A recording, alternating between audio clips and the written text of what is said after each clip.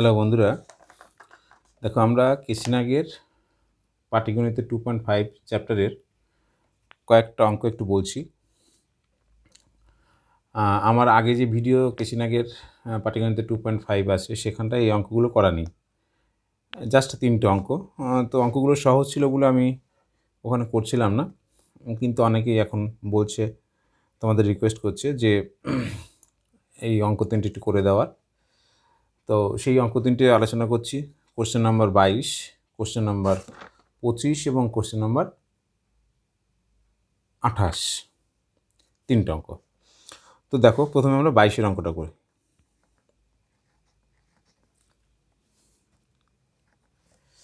22-এর অঙ্কটা বলছে যে দুটি ট্রেনের গতিবেগের অনুপাত 7:8।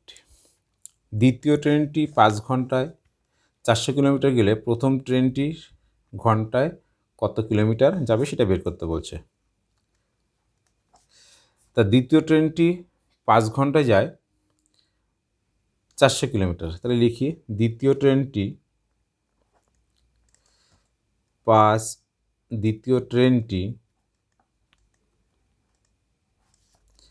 5 ঘন্টায় যায়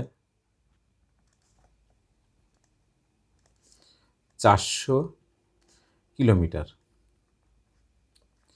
তাহলে 1 ঘন্টায় কত যাবে? অতএব দ্বিতীয় ট্রেনটি 1 ঘন্টায় যায় 400/5 কিমি সমান 80 কিমি। অর্থাৎ দ্বিতীয় ট্রেনটির গতিবেগ 80 কিমি পার ঘন্টা। তাহলে আমরা এবার ধরি প্রথম ট্রেনটির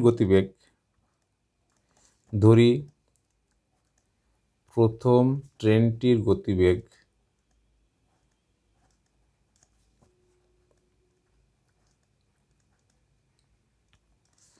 x কিমি পার ঘন্টা। বাংলা লেখো কিমি পার ঘন্টা। তাহলে প্রশ্নানুসারে আমরা কি লিখতে পারি? প্রশ্নানুসারে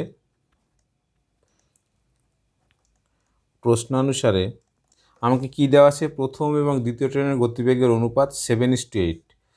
প্রশ্নানুসারে 7:8 সমান প্রথম ট্রেনের গতিবেগ ধরেছি x কিমি পার ঘন্টা, তাহলে x। দ্বিতীয় ট্রেনের গতিবেগ কত বের করেছি? 80 কিমি পার ঘন্টা, তাহলে 80। এখান থেকে সমাধান করো, বা 7/8 = x/80, বা 8x সমান 7 × 80 বজ্রগুণন করলাম।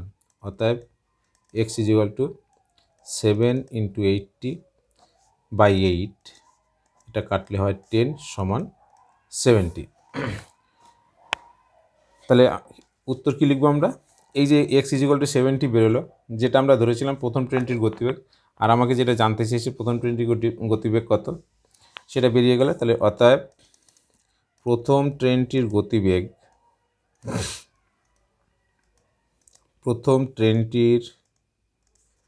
গতিবেগ 70 কিমি পার ঘন্টা, এটা অ্যান্সার। তোমাদের একটা কথা বলি, যদি অঙ্কগুলো তোমাদের ভালো লাগে, তোমাদের উপকার হয়, তাহলে অবশ্যই চ্যানেলটিকে তোমরা প্রত্যেকে একটু সাবস্ক্রাইব করবে এবং লাইক করবে, এবং তোমাদের বন্ধুদের মধ্যে যত বেশি সম্ভব ভিডিওগুলোকে শেয়ার করে দেবে। তার সঙ্গে আরেকটা কথা বলি, আমার এখানটায় ক্লাস 5 to 10 অনলাইন ক্লাসের ব্যবস্থা আছে। যদি তোমাদের কারোর প্রয়োজন হয়, বোঝো যে না তোমাদের কাজে আসতে পারে, তাহলে অবশ্যই যোগাযোগ করতে পারো, সেই ব্যবস্থা আছে। তো যাই হোক, এবার আমরা পরের অঙ্কতে যাই। পরেরটা হচ্ছে 25। বলছে যে পাত্রে 100 গ্রাম নদীর জল ধরে সে পাত্রে সমুদ্রের জল ধরে 109 গ্রাম। যে পাত্রে 1 কিলোগ্রাম সমুদ্রের জল ধরে তাতে কি পরিমাণ নদীর জল ধরবে? একদম সহজ অঙ্ক। আগে এটা লিখে নাও, 1 কিলোগ্রাম সমান 1 কিলোগ্রাম সমান 1000 গ্রাম। কিলোগ্রামটাকে গ্রামে কেন নিলাম? আমাকে প্রথমে যেটা বলা আছে যে 100 গ্রাম নদীর জল আর 109 গ্রাম সমুদ্রের জল, তাহলে গ্রামে দেওয়া আছে এককগুলো, সেই জন্য আমি কী করলাম, প্রথমে এটাকে গ্রামে নিয়ে নিলাম। এবার আমরা কি করব, লিখব যে পাত্রে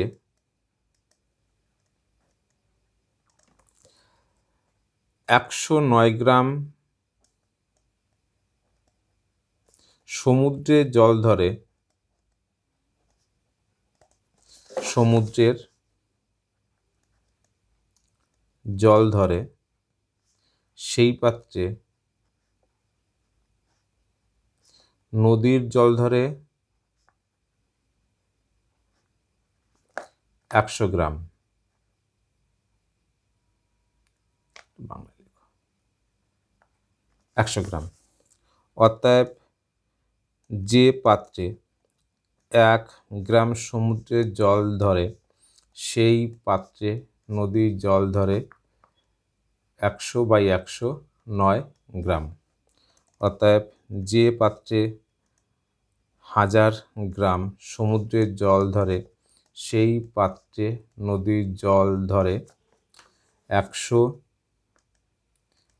× 1000/109 গ্রাম। হচ্ছে কত?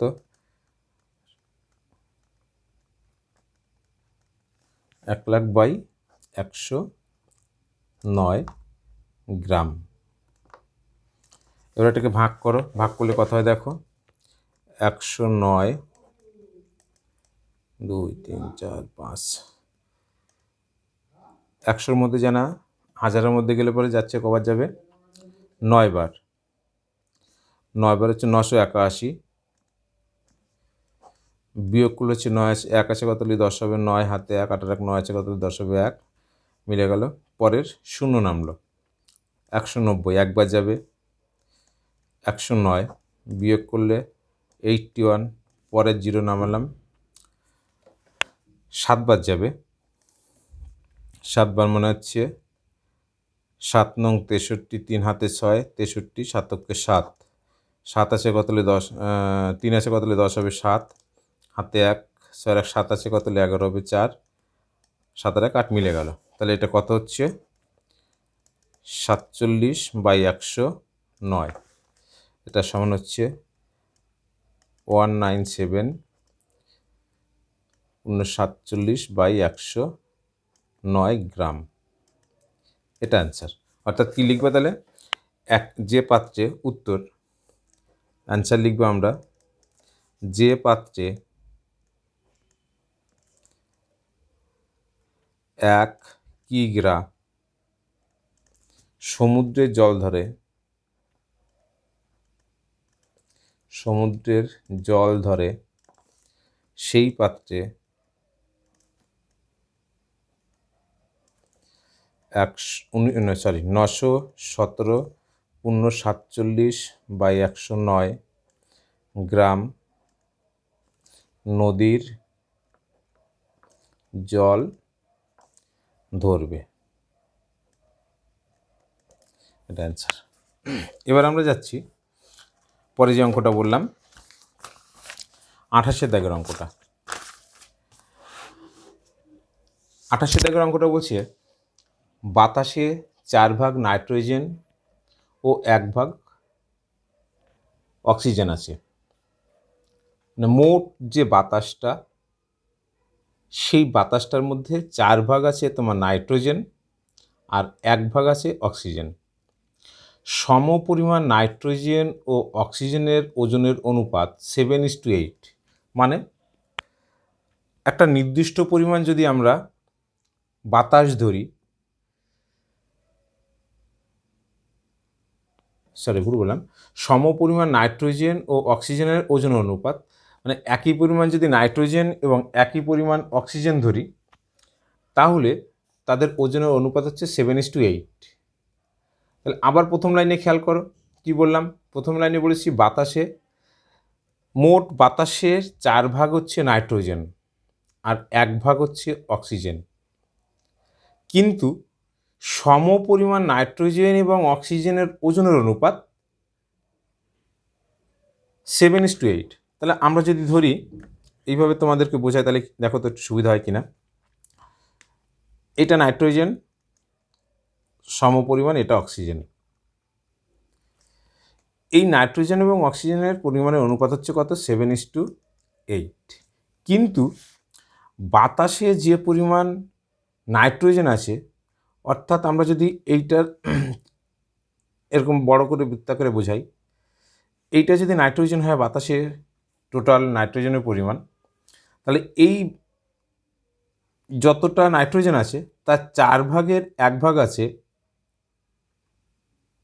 এটা যদি 1 ভাগ ধরি, এটা আছে হচ্ছে তোমার অক্সিজেন। এইটা হচ্ছে 4 ভাগ, এটা হচ্ছে 1 ভাগ। তাই যদি হয়, তাহলে বাতাসে মোট যে নাইট্রোজেন আছে, সেই নাইট্রোজেনের ওজন কত হবে?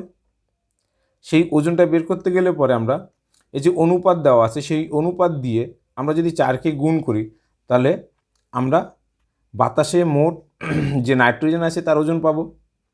ঠিক একই রকমভাবে এই যে ওজনের অনুপাত 8 দেওয়া আছে, 7:8 8 অক্সিজেনের পরিমাণটা, সেটাকে যেহেতু 1 ভাগ আছে তোমার অক্সিজেন, তাহলে 1 দিয়ে যদি গুণ করি, তাহলে মোট কতটুকু পরিমাণ অক্সিজেন আছে সেটা পাবো। তাহলে আমরা কি লিখতে পারি?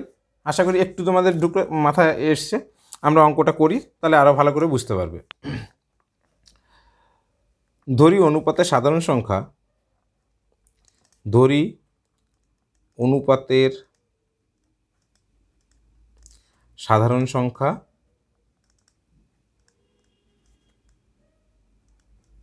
এক্স, অবশ্যই ব্র্যাকেটে লিখে দেবে এখানে, যেহেতু ওজনের এক্স গ্রেটার দ্যান 0, সেটা কখনো 0 বা নেগেটিভ হতে পারে না, মাইনাস হতে পারে না। অতএব নাইট্রোজেনের ওজন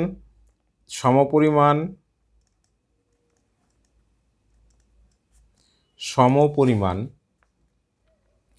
নাইট্রোজেনের ওজন, নাইট্রোজেনকে আমি এন দিয়ে লিখছি, নাইট্রোজেনের ওজন 7x একক এবং সমপরিমাণ অক্সিজেনের ও লিখছি, বা এর ওজন হচ্ছে কত? 8x একক।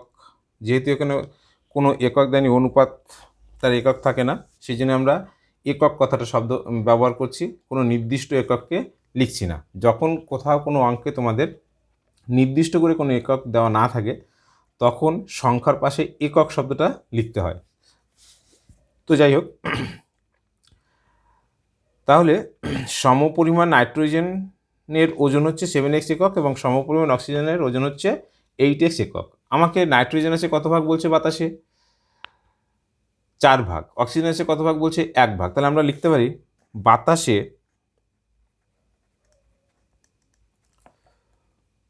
মোট নাইট্রোজেনের ওজন, মোট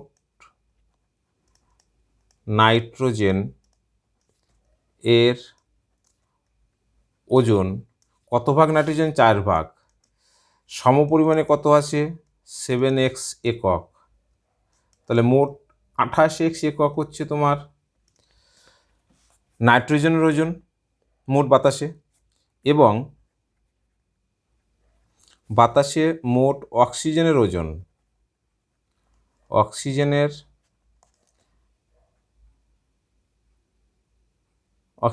ওজন 1 ভাগ আছে তোমার অক্সিজেন, তাহলে 1 ইন্টু সমপরিমাণের ওজন কত? 8x একক সমান হচ্ছে 8x একক। তাহলে মোট বাতাসে নাইট্রোজেনের ওজন কত পেলাম? 28x একক, এবং অক্সিজেনের ওজন পেলাম 8x একক। এই যে 28x একক এবং 8x একক, এই দুটোর অনুপাত কত সেইটা তোমাদের জানতে চেয়েছে। তাহলে আমরা কি লিখব? অতএব বাতাসে নাইট্রোজেন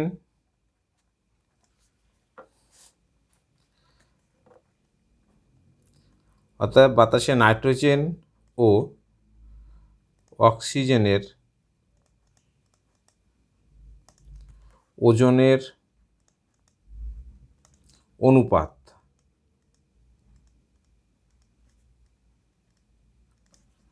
28x:8x। এটাকে আমরা কত দিয়ে ভাগ করতে পারি? 4 দিয়ে যদি ভাগ করি, 4 সাথে 28, 4x দিয়ে ভাগ করছি, 4 সাথে 28, 4 দুগুণে 8। পাশে এখানে লিখে দেবে অনুপাতের, মানে এটা পেলে কি করে? অনুপাতের উভয় পদকে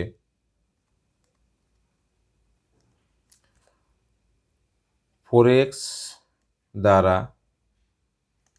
ভাগ করে পাই, ভাগ করে পাই। এটা সাইডে লিখে দেবে। এটাই হচ্ছে তোমাদের যে কোশ্চেনটার অ্যান্সারটা জানতে চেয়েছে, যে বাতাসে নাইট্রোজেন এবং অক্সিজেনের ওজন অনুপাত কত, সেটাই হচ্ছে এটা। এখানেই শেষ এটা। তো আমরা এই চ্যাপ্টারের আপাতত এই 3টে অঙ্ক তোমাদেরকে দিচ্ছি। যদি আর কারোর কোনো অসুবিধা থাকে তাহলে তোমরা অবশ্যই জানাবে, সেগুলোকেও সলভ করে দেওয়া হবে।